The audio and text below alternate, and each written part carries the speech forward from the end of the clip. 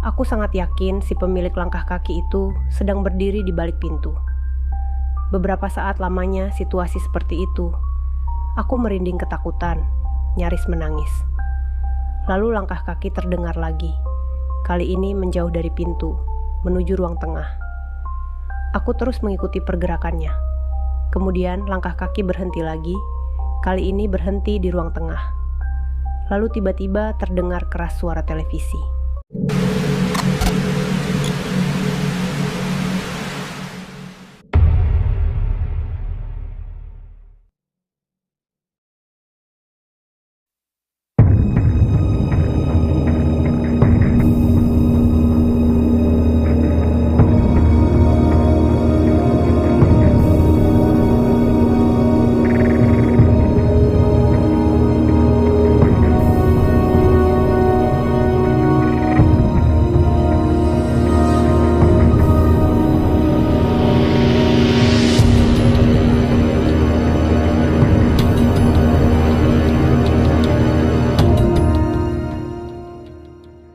Teman-teman yang lain begitu menikmati suasana pagi hingga menjelang siang di pantai. Tapi aku masih saja memikirkan kejadian yang baru saja terjadi di villa. Gak mau merusak suasana, aku bersikeras untuk gak menceritakannya ke teman-teman. Singkat cerita, Kamis pagi itu kami habiskan dengan menikmati suasana pantai. Setelahnya kami pulang kembali ke villa. Masih jam 12, kami sudah sampai di villa. Tapi sementara teman yang lain langsung istirahat, aku malah berkeliling untuk melihat-lihat lingkungan sekitar. Saat itulah aku baru sadar kalau ternyata halaman belakang sangat luas. Sampai-sampai pagarnya nyaris gak kelihatan, karena jauh dan juga tertutup pepohonan serta rumput ilalang. Beberapa pohon besar berdiri tegak, membuat suasana menjadi agak teduh, walaupun sinar matahari menyengat terik. Aku terus berjalan berkeliling melihat-lihat. Bagian yang masih dekat villa memang kelihatan terawat dan rapi, tapi berbeda ketika sudah agak menjauh, mendekati pagar, rumput liar, dan ilalang tumbuh tinggi, dedaunan kering berserakan. Wah, Pak Ilham ngerawat bersihin, cuma yang deket-deket villa aja nih. Begitu gumamku sendirian. Langkahku berhenti ketika hanya tinggal beberapa meter saja dari pagar. Pagar tembok yang harusnya berwarna putih, tapi sudah kusam terlihat. Pagar ini nggak tinggi, hanya setinggi dada orang dewasa. Jadi aku masih bisa melihat pemandangan yang ada di baliknya. Lanjut melihat-lihat sekitar. Semilir angin berhembus hangat, menerbangkan dedaunan jadi terangkat. Sesekali aku menyeka butir keringat yang jatuh bergulir di wajah. Suasananya sangat sepi. Nggak terdengar suara selain suara ranting daun pohon tertiup angin. Benar-benar sepi. Sangat suka situasi seperti ini. Nggak ada kebisingan. Nggak ada hiruk pikuk memekakan telinga. Aku senang. Sungguh suasana yang menenangkan. Sambil kaki menendang-nendang dedaunan kering, aku melangkah pelan menyusuri pagar tembok belakang. Dari sisi kanan ke sisi kiri. Loh, kok ada rumah? Langkahku terhenti ketika melihat ada satu bangunan di luar pagar, di sebelah kiri belakang. Jaraknya gak terlalu jauh, kira-kira hanya sekitar 20 meter dari tempatku berdiri. Bangunan berbentuk rumah biasa, gak bertingkat, ukurannya gak besar tapi gak bisa dibilang kecil. Atapnya terbuat dari genteng tanah yang sudah berwarna gelap. Dinding depannya putih kusam. Aku dapat melihat jelas semuanya karena rumah ini gak berpagar. Hanya rumput ilalang berdiri agak tinggi yang sedikit menghalangi pandangan. Sama juga, rumah ini berdiri sendirian. Nggak ada bangunan lain di kanan kirinya. Yang agak aneh, kalau diperhatikan, ternyata nggak ada akses jalan menuju rumah itu. Sama sekali nggak ada, meskipun hanya jalan setapak. Sekelilingnya hanya rumput liar semak belukar setinggi pinggang, seperti yang aku bilang tadi. Melihat semuanya, aku mengambil kesimpulan kalau rumah itu sepertinya rumah kosong, nggak berpenghuni. Pada bagian depan ada pintu dan 2 jendela. Satu jendela sepertinya jendela kamar. Jendela yang lebih besar adalah jendela ruang tamu. Jendela yang besar ini berbentuk kusen kayu dengan permukaan kaca. Beberapa kacanya ada yang pecah. Serem amat, itu rumah kosong. Pikirku dalam hati setelah melihat semuanya, kemudian berniat untuk melangkah pergi dari situ. Tapi ketika hendak melangkahkan kaki, aku melihat sesuatu. Kelihatan ada seseorang berada di dalam rumah itu. Ada orang di dalam rumah. Bukannya itu rumah kosong. Ya makanya, aku jadi tertarik untuk memperhatikan, alih-alih pergi meninggalkan. Walaupun gak terlalu jelas, tapi aku bisa melihat ada anak kecil sedang berdiri di balik jendela kaca. Berdiri diam dengan wajah yang gak kelihatan jelas. Yang pasti, itu anak perempuan, berpakaian terusan warna gelap, rambutnya tergerai panjang. Dia terus saja berdiri, sepertinya berdiri menatapku. Kami saling bertatapan walaupun sinar mentari siang memantul dari jendela kaca. Itu siapa? Anak siapa? Ngapain dia sendirian di rumah kosong itu? Banyak pertanyaan di dalam kepala. Beberapa saat lamanya kami berposisi seperti itu. Hingga akhirnya aku mendengar teriakan memanggil dari belakang. "Neng, hati-hati, suka ada ular di belakang situ." Ternyata Pak Ilham, dia ternyata sudah berdiri di belakang villa. Entah sejak kapan dia sudah berada di situ. "Iya, Pak," jawabku sambil tersenyum kepadanya. Beberapa detik lamanya aku mengalihkan pandangan dari sosok anak kecil tadi. Hanya beberapa detik. Tapi setelah aku kembali memandang ke rumah kosong itu lagi, ternyata anak perempuan itu sudah menghilang. Gak kelihatan lagi. "Pak, itu yang ada di belakang rumah. Siapa ya? Punya pemilik villa ini juga?" tanyaku kepada Pak Ilham ketika aku sudah bersamanya. "Tidak, Pak, pemiliknya berbeda. Pemiliknya juga dari Bandung, tapi sudah lama tidak dirawat. Saya tidak tahu kenapa," jawab Pak Ilham. "Jadi itu rumah beneran kosong, Pak? Nggak ada yang tinggal di situ?" "Ya, tidak ada, Neng. Rumah itu sama sekali tidak terawat." Aku nggak melanjutkan bertanya. Nggak berani, takut ada pernyataan Pak Ilham yang nantinya bisa jadi akan membuatku ketakutan. Lebih baik diam dan gak membahasnya lagi. Kemudian aku masuk ke dalam villa. Sementara Pak Ilham menyiapkan ikan bakar sebagai menu makan siang kami. "Al, ke depan yuk bentar. Anterin gue beli rokok." Sore itu ketika kami sedang kumpul di ruang tengah, tiba-tiba Devin mengajakku keluar. "Bawa mobil gak?" tanyaku. "Jalan aja ah, ke warung depan aja kok," jawab Devin. Ya sudah, lalu kami berdua berjalan kaki menuju toko di depan. Bayu dan Della tetap di villa. Toko kecil yang kami tuju jaraknya mungkin sekitar 200 meter. Agak jauh memang, jarak ini memberikan kami waktu untuk berbincang panjang lebar. Berbincang panjang lebar? Iya, ternyata Devin mengajak pergi ada tujuannya. Dia ingin mengutarakan sesuatu.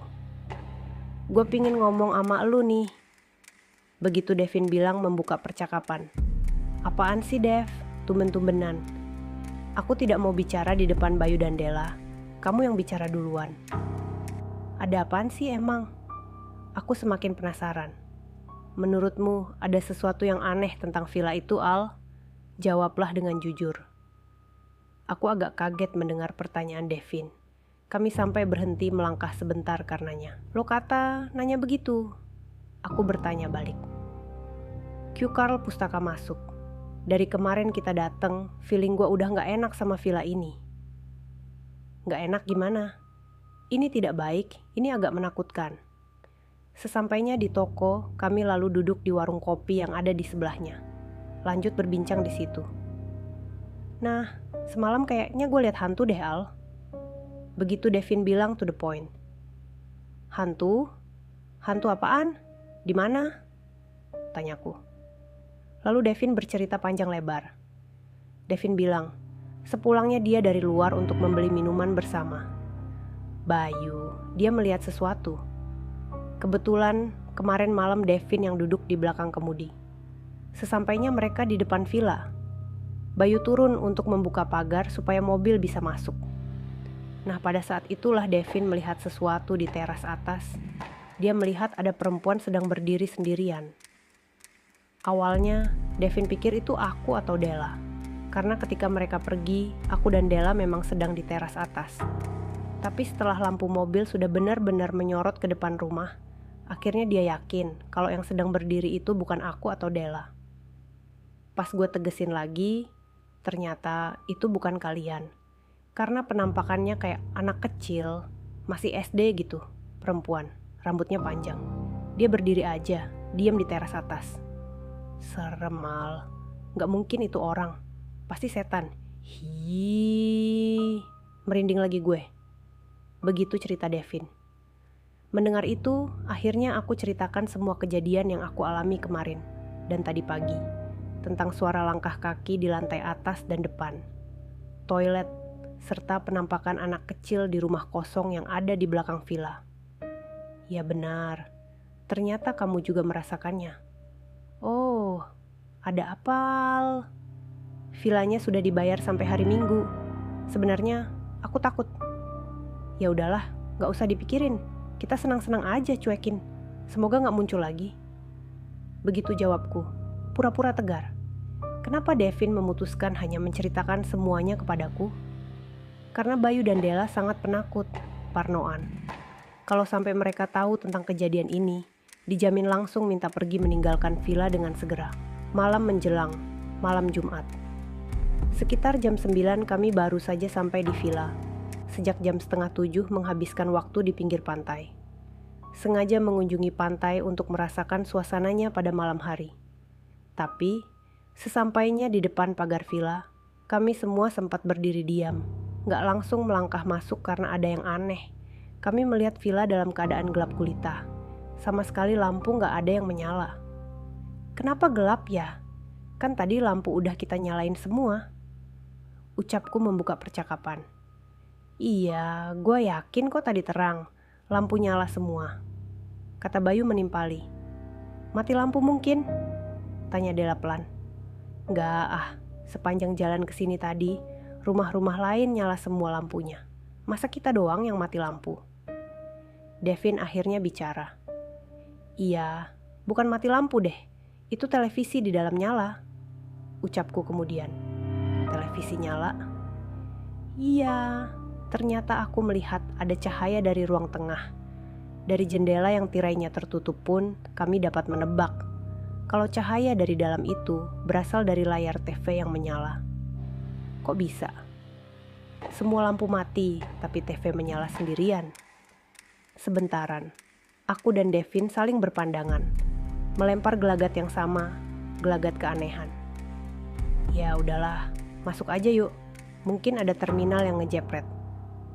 Begitu Devin bilang, coba menenangkan. Kami akhirnya masuk. Benar, setelah sudah berada di dalam, cahaya terang yang kelihatan dari luar tadi ternyata memang dari layar televisi. Dan benar juga, semua lampu di dalam keadaan mati. Setelahnya, kami berempat langsung menyalakan semua lampu, membuat seisi villa jadi terang kembali, lalu beraktivitas normal seperti biasanya. Coba gak memikirkan keanehan yang baru saja terjadi. Khususnya aku dan Devin. Kemudian malam semakin larut, kami masih terus berbincang di ruang tengah lantai bawah, di depan televisi. Semilir angin terasa lebih kencang dari hari sebelumnya. Semilir dinginnya masuk ke dalam melalui lubang-lubang ventilasi. Malam ini anginnya kencang ya, dingin pula, ucap Della. Iya nih, dingin. Aku menimpali. Guys, malam ini kita tidur sekamar aja ya, biar bisa ngobrol sambil nunggu ngantuk gitu. Devin melempar ide. Aku sepertinya mengerti maksud dia. Devin kelihatan mulai ketakutan. Raut wajahnya beberapa kali memandangku dengan tatapan aneh, seperti memberi kode. Benar, aku mengerti maksudnya. Kami berdua berpikir kalau tidur berempat dalam satu kamar, mungkin akan bisa menghindari sesuatu yang gak diinginkan. Gak bisa dipungkiri, setelah kejadian lampu mati semua tapi televisi menyala tadi, perasaanku jadi semakin gak enak, semakin menyadari kalau ada yang aneh dari tempat ini. Syukurlah, Bayu dan Della setuju dengan ide Devin. Akhirnya kami memutuskan untuk tidur berempat. Tidur di kamar atas yang dekat teras. Sekitar jam 11, kami semua masuk kamar. Seluruh lampu kami biarkan menyala. Di dalam kamar, sebentar kami masih berbincang. Tapi kemudian satu persatu akhirnya tidur. Kami semua terlelap. Kamar dalam keadaan gelap, hanya sedikit cahaya dari luar yang membantu penglihatan. Aku mengambil ponsel yang tergeletak di samping bantal, lalu melihat ke layarnya. Ternyata masih jam 1. Kira-kira baru 2 jam kami tertidur. Aku yang tidur di sisi ranjang. Dapat melihat kalau Bayu dan Devin masih di posisinya masing-masing. Tidur di lantai. Sementara aku dan Della di atas tempat tidur. Tapi tunggu, ternyata Della gak ada di sebelahku. Dia gak ada di tempat tidur. Kemana Della? Mungkin dia ke kamar mandi. Begitu pikirku dalam hati, karena melihat pintu kamar agak terbuka sedikit, mungkin itu pertanda kalau Della memang sedang ke kamar mandi. Dari celah pintu itu, aku dapat melihat lampu ruang tengah dalam keadaan mati. Jadinya temaram. Sedikit perang batin, logikaku mengatakan gak mungkin Della keluar kamar sendirian. Kalau harus ke kamar mandi, dia pasti akan membangunkanku untuk menemaninya. Gak akan mungkin berani sendirian. Lalu kenapa pintu kamar dalam keadaan terbuka? Tapi aku terus memaksa diri untuk berpikir positif. Coba menyingkirkan pikiran-pikiran jelek dan seram yang terus memaksa masuk ke dalam kepala. Aku hanya bisa diam, menunggu Della kembali ke kamar. 1 menit, 2 menit, 3 menit, 5 menit berlalu, belum juga ada tanda-tanda Della datang. Mulai semakin ketakutan bercampur panik, menit berikutnya aku berniat untuk membangunkan Devin dan Bayu, agar kami dapat mencari tahu keberadaan Della bersama-sama. Tapi, belum aku membangunkan mereka, tiba-tiba perhatianku teralihkan. Aku melihat kalau ada yang sedang berdiri di luar. Berdiri di depan pintu. Della kah? Bukan, itu bukan Della. Ada anak kecil yang sedang berdiri di depan pintu. Dalam temaramnya cahaya aku masih dapat melihatnya dengan jelas. Anak perempuan mengenakan baju berwarna gelap, rambutnya panjang tergerai ke belakang. Aku terpaku melihatnya. Anak perempuan itu tetap berdiri diam sambil menatapku. Beberapa saat lamanya aku seperti terhipnotis. Kami berpandangan. Sampai kemudian, tiba-tiba dia tersenyum, tertawa. Hihihihihi. Tertawa menakutkan. Lalu lari ke arah kiri, menuju tangga. Aku seperti tersentak, lalu tersadar. Kemudian merinding ketakutan. Lemas tubuhku kemudian. Beberapa detik kemudian, jantungku kembali seperti berhenti. Karena tiba-tiba anak perempuan itu muncul lagi. Kali ini dia berlari ke teras depan. Berlari sambil tertawa riang. Aku semakin ketakutan. Hanya berselang beberapa detik, anak itu lalu kelihatan lagi. Balik lagi berlari menuju tangga. Aku melihat semua itu masih dari celah pintu kamar yang terbuka. Cekam belum berhenti di saat itu. Masih berlanjut. Beberapa detik setelah anak itu kelihatan sekelebat lari ke arah tangga, tiba-tiba aku melihat Della. Dia berjalan cepat dari arah teras menuju tangga juga. Dari gesturnya dia, seperti mengejar anak perempuan tadi, Della terdengar sambil tertawa pelan. Della, refleks aku memanggilnya. Tapi Della cuek, dia terus saja berlari kecil menuju tangga. Aku yang penasaran, kemudian berdiri lalu menuju pintu.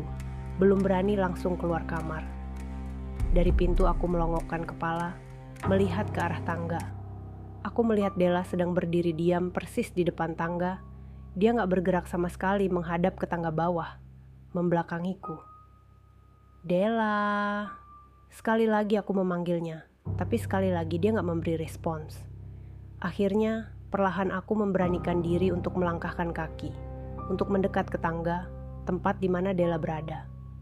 Sangat pelan aku melangkah, rasa takut dan penasaran campur aduk menjadi satu. Sampai kemudian, akhirnya aku hanya tinggal 1 langkah lagi untuk berada persis di samping Della.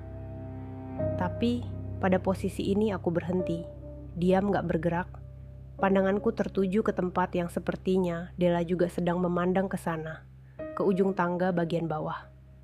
Napasku sesak, lalu merasakan hawa panas yang tiba-tiba mengalir dari punggung, lalu menjalar ke seluruh tubuh. aku melihat sesuatu yang menyeramkan di ujung bawah tangga. Ada perempuan yang sedang berdiri, perempuan dengan wajah yang mengerikan, menyeringai menunjukkan mimik seram. Sosok perempuan itu gak sendirian. Tangan kirinya menggandeng anak perempuan yang berdiri diam juga. Tapi tawa kecilnya terdengar pelan cekikikan. Hihihihihi. Beberapa belas detik lamanya kami terus berposisi seperti itu. Hingga akhirnya, entah dapat kekuatan dari mana, aku meraih tangan Della lalu menariknya mundur. Della seperti dalam keadaan gak sadar. Namun matanya terbuka lebar, wajahnya datar tanpa ekspresi. Aku terus menariknya menuju kamar. Setelah sudah berada di dalam kamar, aku menutup pintu. Bayu, Devin, bangun. Dengan suara pelan, aku membangunkan dua teman laki-lakiku sambil mengguncang-guncang tubuh mereka. Della, kenapa Al? Tanya Bayu ketika sudah bangun dari tidurnya. Dia aneh melihat Della berdiri di pojok kamar. Sementara Devin, dia langsung berdiri lalu mencari kunci mobil. Dia seperti sudah tahu apa yang sedang terjadi. Kemudian, Della menangis pelan. Tapi masih saja belum berbicara sepatah kata pun juga. Hanya menangis. Kita cabut. Kita pergi dari villa ini, kata Devin. Aku setuju. Bayu juga begitu.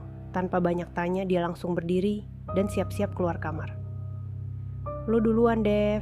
Hati-hati di tangga, tadi ada di situ. Bisikku ke Devin. Lu sama Bayu bawa Della ya? Kata Devin lagi. Aku dan Bayu mengangguk pelan.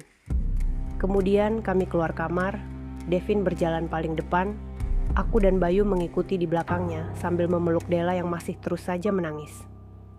Sampai juga kami di tempat di mana tadi, aku sebelumnya melihat sosok menyeramkan bersama anak kecil, tangga ke bawah. Syukurlah, dua sosok itu sudah menghilang, gak ada di tempatnya lagi. Buru-buru kami melangkah, menuruni tangga lalu berjalan cepat ke pintu keluar. Di luar, kami langsung masuk ke dalam mobil. Devin duduk di belakang kemudi. Lalu perlahan, mobil meninggalkan halaman villa. Ketika sudah berada di luar pagar, aku yang duduk di kursi belakang, menoleh lagi ke arah villa. Saat itu, aku melihat sosok perempuan bersama anak kecil itu lagi. Mereka sedang berdiri di atas teras, bergandengan tangan, menatap kami yang berjalan terus menjauh pergi. Setelah sudah cukup jauh, barulah Della seperti tersadar. Ini kok kita ada di mobil? Mau kemana? Ada apa sih? Tanya Della. Dia terlihat gak tahu sama sekali tentang peristiwa seram yang baru saja terjadi.